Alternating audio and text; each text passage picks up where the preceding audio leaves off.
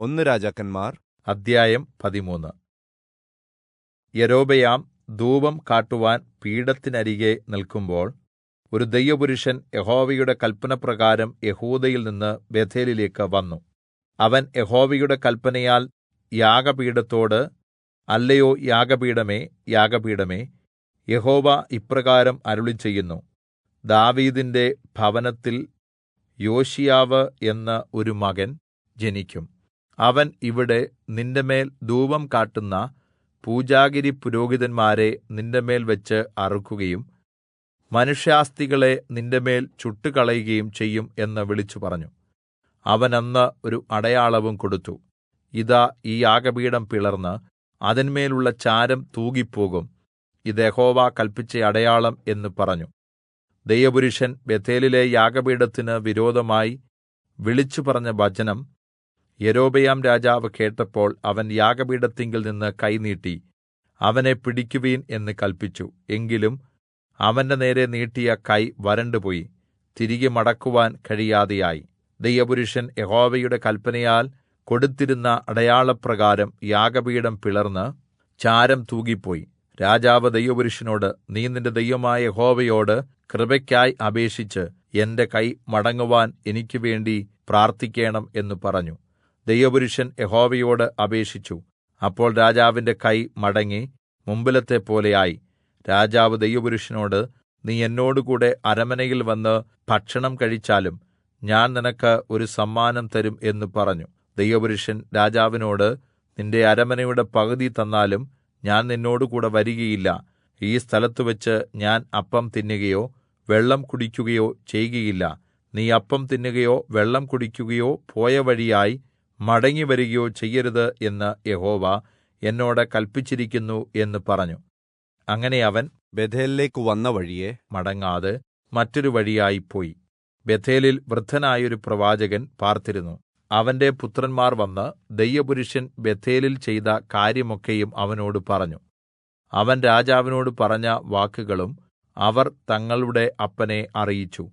അവരുടെ അപ്പൻ അവരോട്, അവൻ ഏതു വഴിക്കാണ് പോയത് എന്ന് ചോദിച്ചു. യെഹൂദയിൽ നിന്ന് വന്ന ദൈവപുരുഷൻ പോയ വഴി അവന്റെ പുത്രന്മാർ അപ്പനെ കാണിച്ചിരുന്നു. അവൻ തന്റെ പുത്രന്മാരോട്, കഴുതയ്ക്ക് കോപ്പിട്ട് തരുവീൻ എന്ന് പറഞ്ഞു. അവർ കഴുതയ്ക്ക് കോപ്പിട്ട് കൊടുത്തു.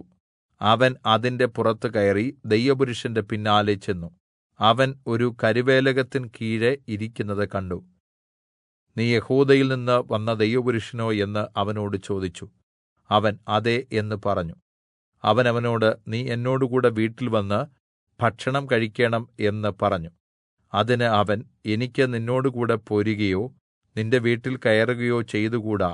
ഞാൻ ഈ സ്ഥലത്തുവെച്ച് നിന്നോടുകൂടെ അപ്പം തിന്നുകയോ വെള്ളം കുടിക്കുകയോ ചെയ്യുകയില്ല. നീ അവിടെ വെച്ച് അപ്പം തിന്നുകയോ വെള്ളം കുടിക്കുകയോ പോയ വഴിയായി മടങ്ങിവരികയോ ചെയ്യരുത് എന്ന് യഹോവ എന്നോട് കല്പിച്ചിരിക്കുന്നു എന്ന് പറഞ്ഞു. അതിന് അവൻ, ഞാനും നിന്നെപ്പോലെ ഒരു പ്രവാചകൻ ആകുന്നു. അപ്പം തിന്നുകയും വെള്ളം കുടിക്കുകയും ചെയ്യേണ്ടതിന് നീ അവനെ നിന്റെ വീട്ടിൽ കൂട്ടിക്കൊണ്ടുവരിക എന്ന് ഒരു ദൂതൻ യഹോവയുടെ കല്പനയാൽ എന്നോട് പറഞ്ഞിരിക്കുന്നു എന്ന് പറഞ്ഞു. അവൻ പറഞ്ഞത് ഭോഷ്കായിരുന്നു.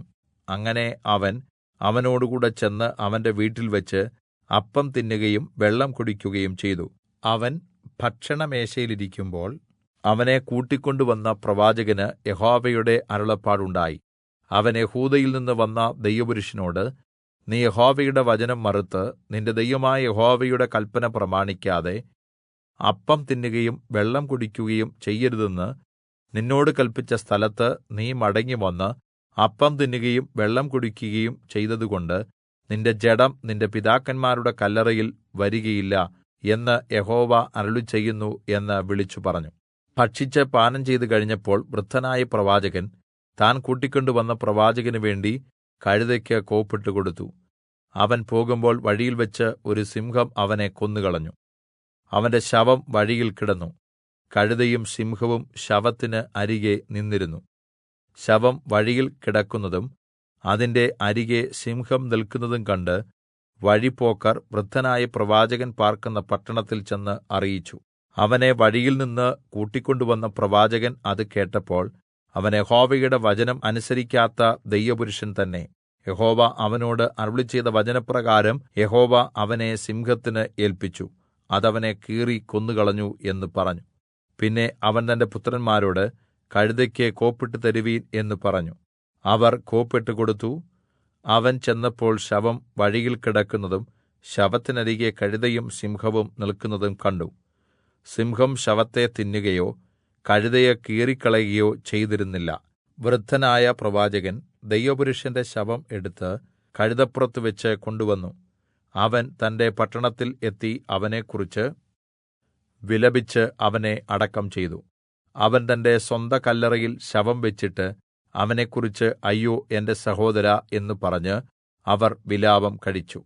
അവനെ അടക്കം ചെയ്ത ശേഷം അവൻ തന്റെ പുത്രന്മാരോട്, ഞാൻ മരിച്ചശേഷം നിങ്ങൾ എന്നെ ദൈവപുരുഷനെ അടക്കം ചെയ്തിരിക്കുന്ന കല്ലറയിൽ തന്നെ അടക്കം ചെയ്യണം. അവന്റെ അസ്ഥികളുടെ അരികെ എന്റെ അസ്ഥികളും ഇടേണം.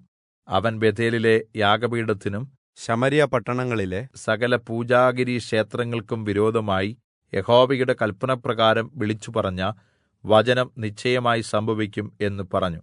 ഈ സംഭവത്തിന് ശേഷവും യൊരോബെയാം തന്റെ ദുർമാർഗ്ഗം വിട്ടുതിരിയാതെ പിന്നെയും സർവ്വജനത്തിൽ നിന്നും തനിക്ക് ബോധിച്ചവരെ വേർതിരിച്ച് പൂജാഗിരി പുരോഹിതന്മാരായി നിയമിച്ചു. യൊരോബെയാം ഗൃഹത്തെ ഭൂമിയിൽ നിന്ന് ഛേദിച്ച് കളയത്തക്കവണ്ണം ഈ കാര്യം അവർക്ക് പാപമായി തീർന്നു.